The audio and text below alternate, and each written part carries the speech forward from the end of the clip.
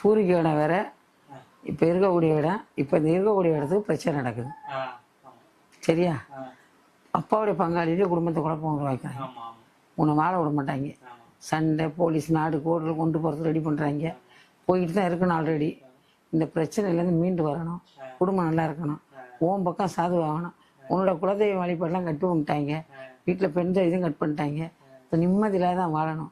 பல கஷ்டங்கள், பல சஞ்சலங்கள் உருவாகும். படுத்தா நிம்மதியாக தூங்க முடியாது. கல்யாணம் பண்ணலையாண்ணா பண்ணாலும் பண்ண விட மாட்டாங்க. அப்படி காலகட்டங்களாக இருக்குது. ஞாயிற்றுக்கிழமை பிறந்தது யார்? செவ்வாய்க்கிழமை பிறந்தது. வியாழக்கிழமை பிறந்தது யாரு? இது வந்து குடும்பத்தில் ரொம்ப போராட்டத்தில் இருக்குது. இதுலேருந்து ஜெயிச்சு வரணும். அந்த சொத்து வந்து உங்கள் கைக்கு வந்து சேரணும். இந்த பிரச்சனை எல்லாம் க்ளோஸ் ஆகணும். அதுக்குள்ளே வழியை தேடிக்க. சரியா? குலதெய்வ வழிபாடு வீட்டுக்கு வரணும். நீ நினைச்ச காரியங்கள் நிறைவேறணும். அதுக்குள்ளே காரணத்தை தேடி. இதுக்கு எல்லாமே காரணம் யாரு? அப்பா பிறந்த வழியில செய்வினை.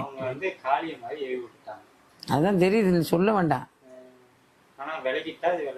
விலகலை உனக்கே இருக்கு. அது மாதிரி இருந்து சோதனை கொடுக்கும். பயங்கரமான பிரச்சனைலாம் உருவாகும். அது இருக்கிறது நல்லதில்லை. அதை ஒதுக்கி விட்டணும். அது ஏவல் காளி.